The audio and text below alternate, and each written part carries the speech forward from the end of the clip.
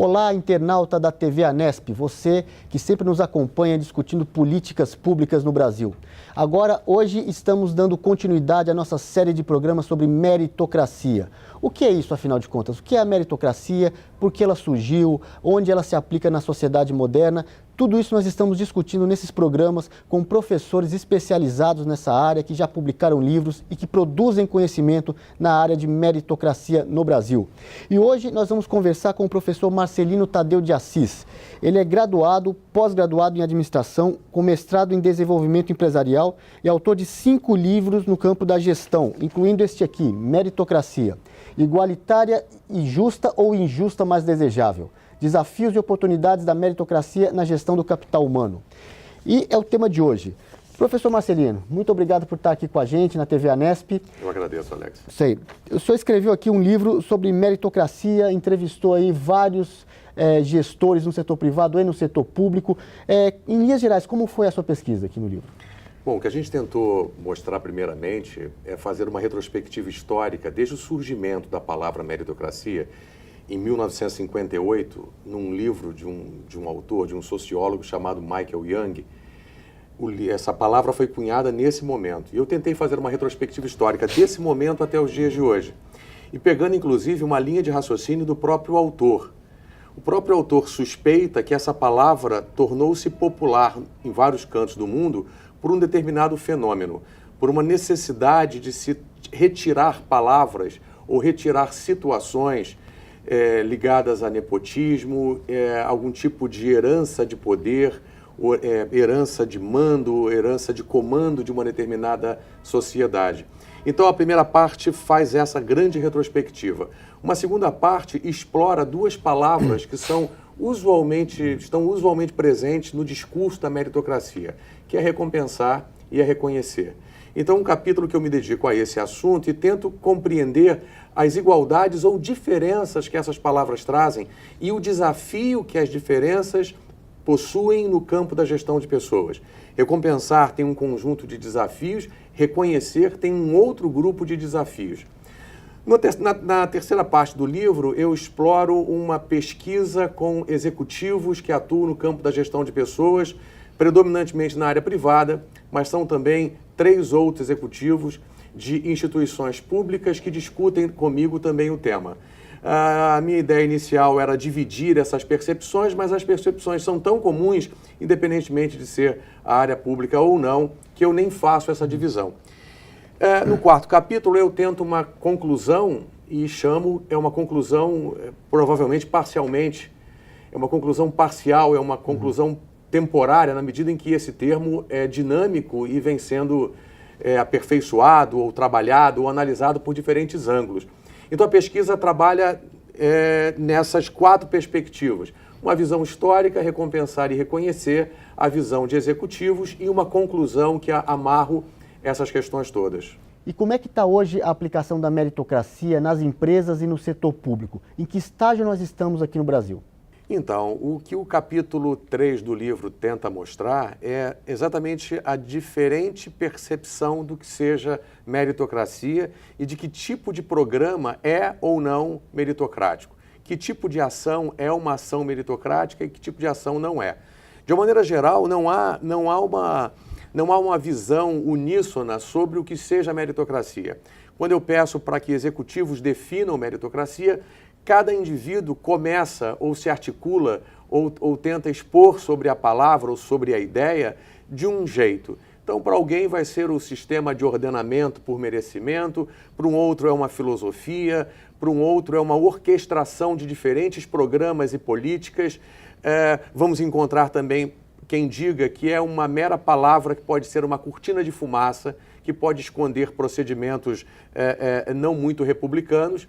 Ou seja, são diferentes visões sobre o que seja meritocracia e diferentes programas também que caracterizam para aquela organização ou para aquele indivíduo o que é ou o que não é meritocrático. Qual que seria um exemplo assim do tipo de programa que na visão de uma empresa seria meritocracia ou na visão de um setor público, de um órgão público seria meritocracia e na visão de outros não seria? Esse é um ponto bastante interessante, nós apresentávamos agora recentemente na Firjan uma reflexão, um debate sobre o tema, e eu mostrei, por exemplo, um caso onde remunerar pelo desempenho, que nas empresas privadas vulgarmente é chamado de aumento salarial por mérito ou remuneração baseada no desempenho individual, vamos encontrar empresas para as quais essa abordagem ou esse programa ou essa alternativa de remuneração é parte de um grande guarda-chuva chamado meritocracia.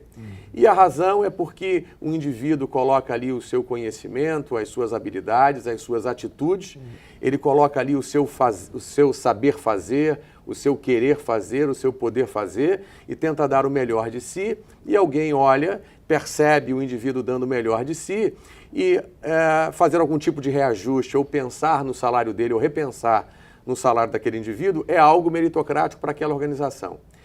Essa mesma prática, com essa mesma dinâmica, em outra organização, pode ser olhada por uma outra perspectiva.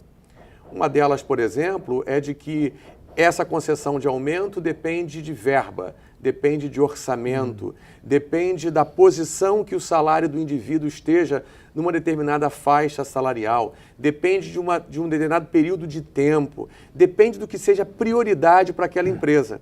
Traduzindo, se a verba é muito pequena, a verba de correção de salários em função do desempenho, particularmente no mundo privado, que tem às vezes mais limites mais claramente definidos, é possível que a prioridade não seja daquela pessoa, seja de uma outra pessoa. Ou então uma pessoa faz um desempenho excepcional, mas o salário dela já está numa posição mais avançada da faixa salarial dela. Então, por essa razão, ela não será contemplada por isso, porque a colocaria, provavelmente, acima do máximo daquela faixa de salários.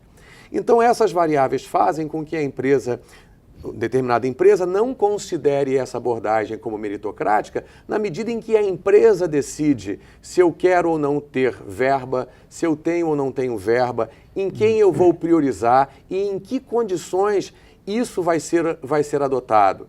Se num ano o resultado não for favorável, se no ano subsequente também não for, é possível que pessoas continuem desenvolvendo e colocando à disposição da empresa um belíssimo desempenho e não necessariamente vão receber algum tipo de reajuste salarial em função do merecimento. Até porque a recompensa não é só salário, tem outras formas de reconhecimento. Tem também uma promoção por mérito, ou tem uma premiação, como tem o Grêmio, o Oscar, aí, que premiam os melhores do ano. Então, esse é um outro ponto. E também nesse particular, você chama a atenção de uma outra questão relevante. A promoção ou a carreira, vamos encontrar algumas organizações para as quais esse movimento, seja lateral ou seja um movimento vertical, representam um ato meritocrático. Reconhecer o desempenho de alguém, reconhecer o potencial de alguém e oferecer a esse alguém um outro cargo, oferecer mais oportunidade.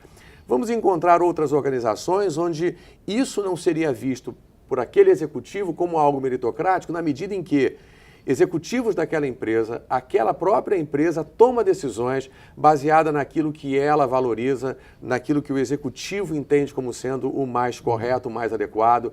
Promover alguém não necessariamente aquele indivíduo é o que tecnicamente mais domina aquele assunto. É possível que numa combinação de atributos ou uma outra pessoa seja mais adequada.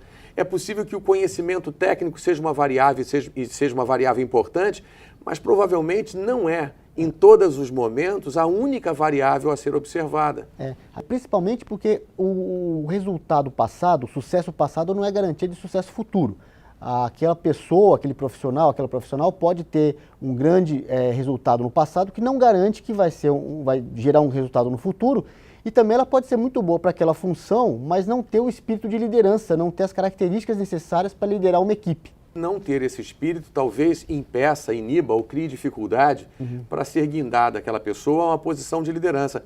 Agora, também se muda o gestor que está acima desse indivíduo, é possível que alguns valores, que algumas percepções se modifiquem. Ou é possível que aquele indivíduo que no primeiro momento não demonstrava essa aptidão para comandar pessoas, sob uma outra batuta, ele de repente se sente mais confortável. Se nós quiséssemos fazer uma analogia com o que acontece no futebol, aquele jogador que tem um grande potencial, mas não se não se desenvolve num determinado clube, ou aquele que é craque no seu clube e na seleção não se desenvolve, num outro ambiente é possível que ele mostre mais do que está mostrando ali. O X da questão, que eu acho que é bastante significativo ser colocado, é que executivos de uma determinada empresa podem entender que a promoção é um ato, é uma ação que depende muito do indivíduo envolvido, e pode entender também que é uma ação que depende muito dos que julgam, muito daqueles que tomam decisões. Principalmente porque o resultado, né? O resultado ele não pode ser visto só de forma isolada, só o trabalho isolado daquele indivíduo, porque ele não vive no mundo alienígena, ele interage com outras pessoas no seu ambiente de trabalho, tem o trabalho em equipe, tem a questão da inteligência emocional, né? Da pessoa ter que se saber portar num ambiente. Muitas vezes o resultado também ele é medido coletivamente, então o trabalho daquela pessoa ele tem que ser visto de forma comparada, de forma referenciada, não é? E aí é um outro ponto igualmente relevante nesse tipo de julgamento. Nós vamos encontrar alguns casos, por exemplo, onde aquele que mais alcança as suas metas não necessariamente é o que mais se esforçou para buscar aquelas metas. Existem variáveis que às vezes não estão sob o controle do indivíduo e são aquelas variáveis que não estão sob o controle dele. Vamos imaginar que quebre um concorrente agora. Se a minha meta dependia de alguma ação com o mercado e eu tenho agora menos um concorrente, é possível que a minha vida seja muito mais facilitada. Se existe uma política do governo que cria restrições para um negócio e eu cheguei muito próximo da minha meta, é possível que o meu esforço ou o valor que eu agreguei tenha sido maior do que o valor colocado por outra pessoa.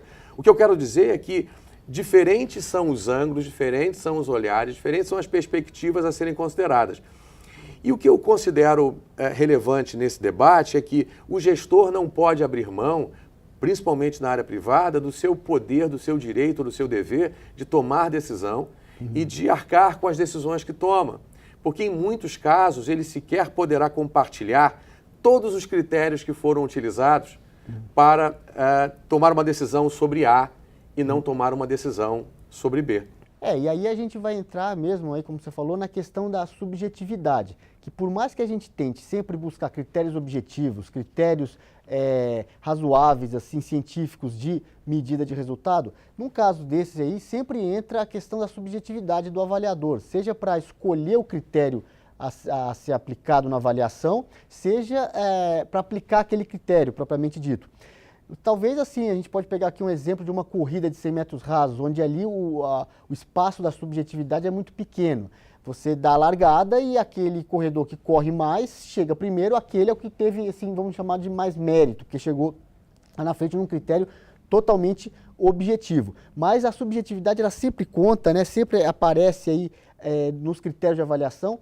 E geralmente a gente vê muito quando se faz avaliação, seja no setor público, no setor privado, aquela pessoa cuja avaliação não foi muito boa, ela tende a criticar o critério, sempre achar que já houve erro na escolha do critério, e a gente também tem, em razão disso, a tendência a colocar muito a culpa em cima do mal avaliado, a culpa nele mesmo, né? Como se toda a culpa da má avaliação fosse da própria pessoa. Às vezes pode haver sim culpa da própria pessoa, mas também tem que ver o ambiente externo e tem que fazer uma análise de forma referenciada, né? Aquele resultado em comparação com outros, diante de determinadas condições específicas, e acho que é assim que funciona, né? Ou deve funcionar.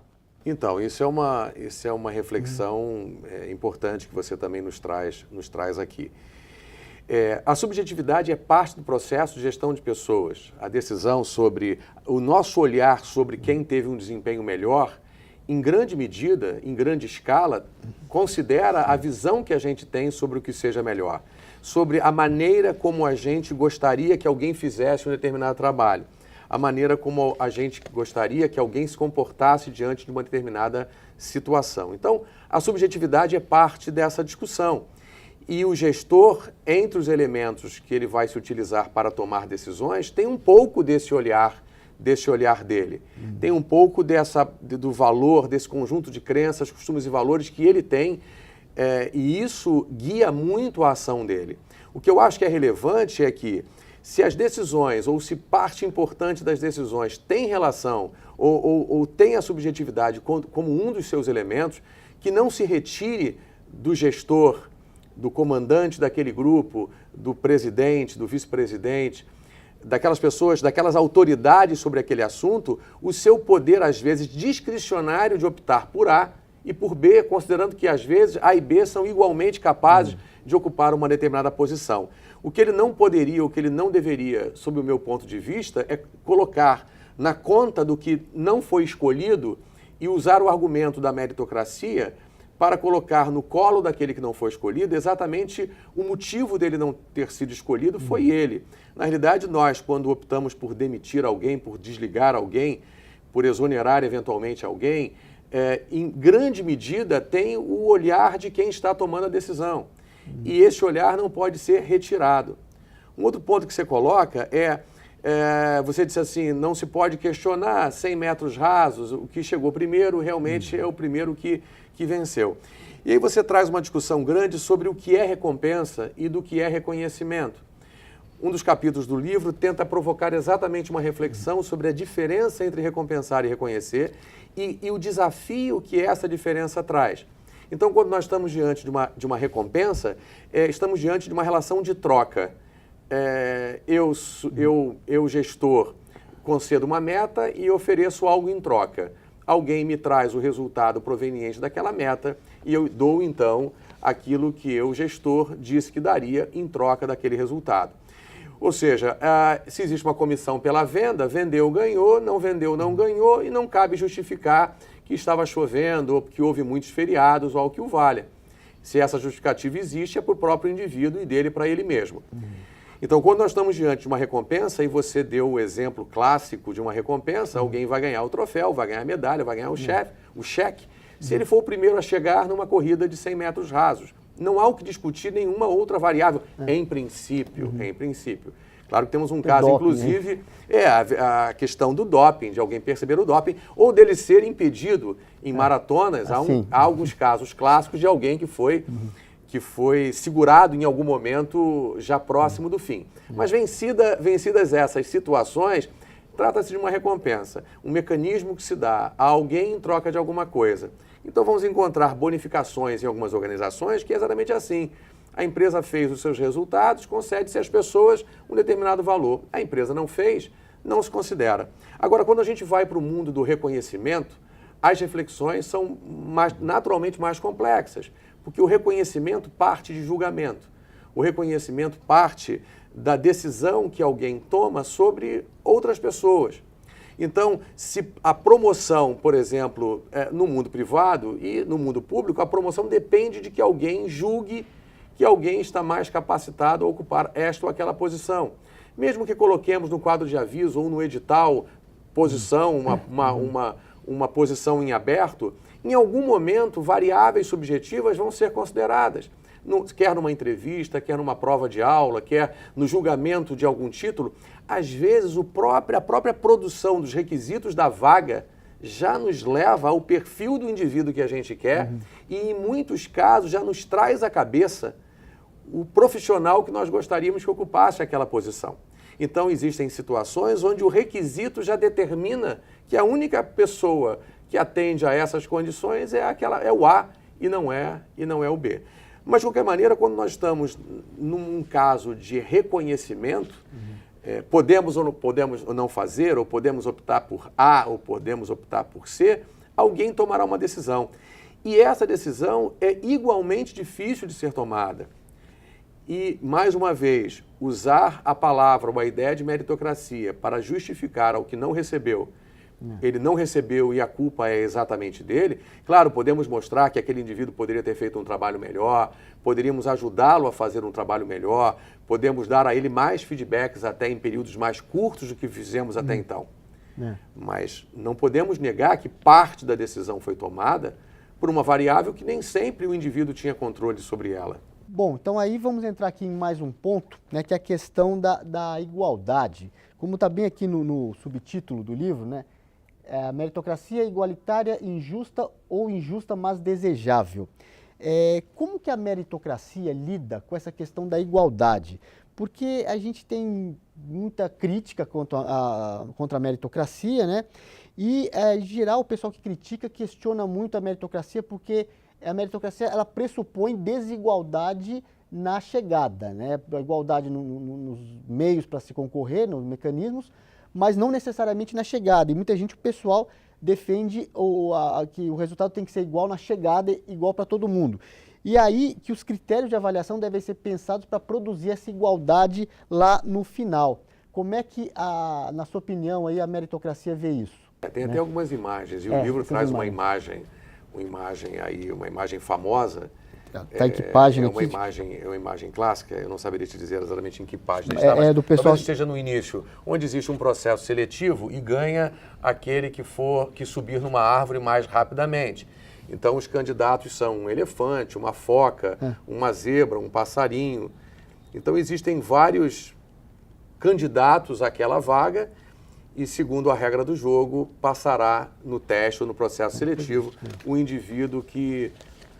um daqueles animais que mais rapidamente subir na árvore. Tem ali um passarinho, uma foca, e, obviamente, pessoas com, às vezes, talentos diferentes, possibilidades diferentes, terão ou percorrerão caminhos diferentes, tempos diferentes, para chegarem no mesmo lugar, como você muito corretamente coloca.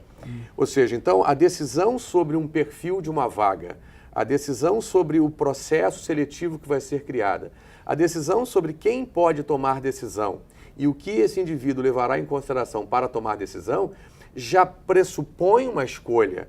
Quando alguém escolhe para remunerar alguém ou para oferecer a alguém alguma oportunidade, escolhe o critério A ou o critério B, ele já tem na sua visão. Há até um estudo que mostra que a decisão de premiar alguém a decisão de premiar alguém ou os critérios que vão ser utilizados para premiar alguém são posteriores à decisão sobre quem eu gostaria que fosse premiado. Então, segundo esse estudo, eu visualizo o que eu entendi como sendo o padrão, como sendo o perfil mais adequado. Às vezes até eu olho para alguém e digo, poxa, esse alguém é que eu acho que deveria ser premiado. E aí essa imagem, às vezes até não muito clara para o próprio indivíduo, às vezes inconscientemente surge um padrão na sua mente e é esse padrão que acaba decidindo sobre os fatores ou os critérios que ele vai utilizar. Se ele está numa fábrica e ele imagina que um fulano de tal é um ótimo operário, é possível que ele pense inicialmente de que o melhor operário é aquele que chega sempre no horário, até que aquele indivíduo que para ele é o padrão não chega no horário num determinado momento. E aí esse critério intuitivamente começa a ser repensado, porque por aquele critério, aquele indivíduo talvez não fosse ali contemplado com alguma coisa. Então você imagina o cuidado, a discussão, essa preocupação com critérios é tão grande que deve-se evitar que o critério nasça depois que alguém já tem na cabeça um indivíduo que deveria ser contemplado. E você chama atenção sobre o subtítulo do livro, Igualitária e Justa ou Injusta mais Desejável? E alguém poderia imaginar que eu só ofereço ao leitor essas duas possibilidades. Ou ela é igualitária e por si só ela é justa, ou ela é injusta, mas é preferível tê-la, é preferível ter uma discussão ou um ambiente que predominantemente discute critérios, que predominantemente questiona as decisões que são tomadas. Eu acompanho balanços sociais de várias empresas e algumas organizações colocam lá o salário médio de mulheres e o salário médio de homens. A hora que uma organização se propõe a dar visibilidade a esse tipo de indicador, ela começa a externalizar algumas preocupações que ela tem. Ou quando ela começa a dizer quantos diretores são do gênero masculino e quantos são do feminino, ela também tem uma preocupação de externalizar um pouco mais sobre até se forçar ou forçar os seus gestores a tomarem decisões mais pensadas, mais equilibradas. Porque se a gente for pegar algumas pesquisas, por exemplo, uma última pesquisa realizada em 2011 sobre preferência por gênero de chefe na Universidade de Nova York, é uma pesquisa que meio que é comparada a uma outra pesquisa realizada em 1953 pelo Gallup, mostra o seguinte, que 75% em 1953 preferiam um chefe e preferiam chefes do gênero masculino. Se nós sairmos de 1953 e caminharmos para o ano de 2011, 52% das pessoas continuam preferindo chefes e chefes predominantemente do gênero masculino. E veja, e essas pessoas tenderão a reproduzir aquilo que entendem que é a visão prevalente daquele ambiente. E essa é uma dificuldade grande, porque a tomada de critérios, às vezes, olhando por um único ângulo, cria uma dificuldade para se colocar no jogo outras pessoas que não sejam as pessoas comumente inseridas naquele grupo, naquele mesmo elemento. Um estudo de caso realizado agora recentemente mostra que uma determinada empresa acabou contratando pessoas de uma boa universidade no estado de São Paulo e esses executivos foram contratados dessa mesma universidade, acabam tendo um critério, uma única fonte para contratar pessoas, que é pessoas provenientes daquela única universidade. Isso certamente tem vantagens enormes no processo seletivo. Bom, então agora eu tenho 2 pontos aqui. O primeiro é essa questão de fixar o resultado final, né? É você primeiro fixar dentro da equação o resultado que eu quero chegar e a partir daí pensar tudo para trás, pensar todo o critério de avaliação para produzir aquele resultado. É como você definir num campeonato de futebol o time que vai ser campeão e depois de definir o campeão é que eu monto a tabela, que eu escolho os juízes e todas as regras para fazer aquele time campeão.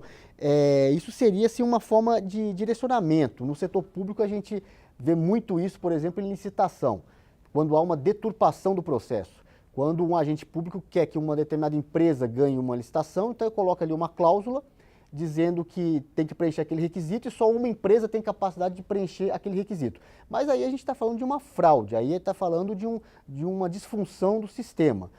Isso acontece também em concurso público, muitas vezes, é feito com direcionamento para se aprovar A, B ou C. Isso infelizmente acontece, mas é uma distorção, aí, uma disfunção do sistema. Outro ponto também, que você muito bem colocou na sua fala aí, a questão de grupos específicos, de minorias ou grupos vulneráveis, que às vezes é importante considerar as características desses grupos e que nem sempre o que a gente tem que olhar é só o desempenho exclusivo daquele indivíduo isoladamente, sem contar o mundo externo, mas sim o ambiente em que a pessoa vai se inserir, vai colocar e vai trazer as suas ideias aí para contribuir numa discussão coletiva, por exemplo, não seria? Então você vê, nós temos uma grande empresa que fica no sul do país, em parceria com a PUC, que decidiu, por exemplo, que numa determinada área de tecnologia é mandatório que se tenha pessoas com diferentes habilidades, com diferentes possibilidades, com diferentes visões sobre a vida. Então, não se pode ter naquela organização pessoas iguais. Então, vamos ter um cadeirante, alguém que não tem o braço, alguém que não enxerga bem dessa maneira, pessoas com diferentes orientações sexuais ou orientações de gênero. E o que aquela empresa quer, ao discutir tecnologia, é ter ali pessoas que, porque são muito diferentes ou porque são diferentes, podem enxergar muito mais oportunidade no mercado do que se aquelas pessoas fossem rigorosamente iguais. Tem uma empresa também em São Paulo, uma empresa bastante conhecida em São Paulo, que contratou uma consultoria para fazer inserção de negros no ambiente de trabalho. E aí a primeira regra é o seguinte: se eu quero contratar estagiários de uma determinada faixa etária, de 23, de 24 anos, eu provavelmente não vou contratar estagiários negros, é o que esse estudo mostrou. Então, se uma empresa quer, não, eu abro portas para... Eu não estou preocupado se são negros, brancos, pardos, índios. Vamos imaginar que ela diga isso. Mas se fixa uma idade no seu processo seletivo, de maneira explícita ou não, que tem uma idade desejável de 23, 24 anos, provavelmente, segundo esse estudo lá, não virão estagiários negros. Então, precisa aumentar a faixa etária da contratação de um estagiário para eu poder, empresa, de maneira honesta, ter estagiários, por exemplo, negros. Essa mesma empresa mostrou que existem outras variáveis, por exemplo, se eu exigir inglês fluente para esse indivíduo com 23, 24 anos e desejar negros, essa empresa de São Paulo não vai ter negros trabalhando no seu quadro. Então, mas isso não seria uma forma de fixar o resultado previamente, fixar aquela variável na equação do resultado e depois montar os critérios para trás? Do tipo, aqui para essa função eu quero uma pessoa dessa raça, com essa faixa etária, com essas características. E aí depois eu monto todo um critério de avaliação para que aquele resultado pré-determinado seja atingido? Então, isso nós poderíamos chamar de uma ação afirmativa. Quer dizer, uma ação dessa não é para segregar, ao contrário, é para incluir, não é para excluir, é para colocar dentro pessoas que, por uma combinação de razões, estão fora do jogo. E não tem nenhuma razão técnica, profissional, operacional, humana, que justifique não incluir determinadas pessoas. Você vê, por exemplo, na seleção brasileira de futebol, há mais negros. Teríamos que ter proporcionalmente, ou se o fator raça, gênero ou qualquer outra coisa está influenciando no resultado daquela pessoa específica e, por conseguinte, no resultado do grupo inteiro. Eu não teria exatamente agora, enquanto você falava sobre a seleção brasileira, se nós compararmos talvez a outras épocas, talvez estejamos hoje com muito mais brancos do que negros, talvez. Mas negros hoje, na seleção? Não, o meu sentimento, olhando muito rapidamente, eu talvez marcasse, dependendo do que seja negro ou do que seja pardo, talvez, na minha visão rápida aqui, eu não fiz essa conta em relação aos 23 jogadores, por exemplo, mas me parece que em épocas do passado havia mais negros do que eventualmente havia aqui. E se nós voltarmos aí ao início do século passado, quando o futebol surgiu e se profissionalizou aqui no Brasil, quem jogava o futebol era o indivíduo que era sócio de um clube. Então, o indivíduo que era sócio de um clube e prevalentemente branco, porque o negro era excluído do clube, quem defendia o clube era um branco. E o branco defendia e não ganhava dinheiro por isso, porque ele tinha o orgulho de defender o clube do qual ele era sócio. Em algum momento se percebe que negros poderiam jogar igual ou melhores, mas que não poderiam ser sócios do mesmo clube. Então, o que é que se fez naquele momento? Se contratou com carteira assinada aquele jogador negro e a carteira assinada, paradoxalmente, significava um indivíduo menor. O indivíduo maior era um indivíduo sem carteira assinada, com o título de sócio daquele clube, que jogava pelo amor ao clube. Um indivíduo menor era aquele indivíduo que dominava mais, tinha eventualmente muito mais habilidade, mas que, como não era sócio e era negro, ele acabava entrando com uma carteira de trabalho assinada e, claro, com o tempo, todos ali passaram a ter carteira assinada. Mas se o X da questão, eu não estou colocando nenhum privilégio, o que eu só acho que nós temos, e o livro talvez traga isso, uma oportunidade grande de refletir sobre o que nós temos.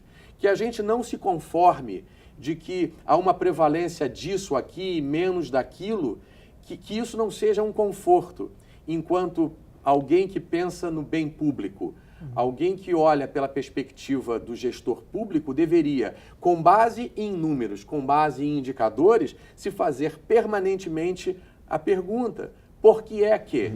Por que é que nós temos mais negros no Exército do que eventualmente na Aeronáutica? Por que é que nós temos raros, eventualmente, generais ou raros comandantes, raríssimos, negros?